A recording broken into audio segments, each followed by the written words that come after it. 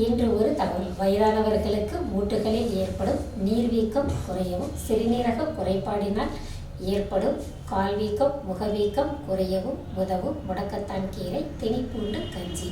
முடக்கத்தான் கீரை 1 கட்டு, தினையரிசி 100 கிராம், மிளகு 10, பூண்டு 10, மல்லித்தழை சிறிதளவு, உப்பு தேவையான அளவு. தினையரிசியை லேசாக வறுத்து குருணையாக்கி வச்சுக்கணும். முடக்கத்தான் கீரையை நல்லா க்ளீன் பண்ணி ஜூஸ் பண்ணி வடிகட்டி வச்சுக்கணும். மிளகு பூண்டை பேஸ்ட் பண்ணி வச்சுக்கணும். ஒரு பாத்திரத்தில் 400 ml அளவு தண்ணி எடுத்து அதில் குருணையாக்கி வச்சுருக்கிற தினையரிசியை போட்டு கஞ்சி பக்குவம் வந்ததுக்கப்புறம் நம்ம ஜூஸ் பண்ணி வச்சுருக்கிற முடக்கத்தான் கீரை ஜூஸ், மிளகு பூண்டு பேஸ்ட்டு, உப்பு ஆட் பண்ணி இறக்குறப்ப மல்லித்தலையை போட்டு இறக்கணும். இதை ஒரு நேர உணவாக எடுத்துக்கிறப்ப வயதானவர்களுக்கு இருக்கிற நீர் மூட்டு வீக்கம் நல்லாவே குறையும்.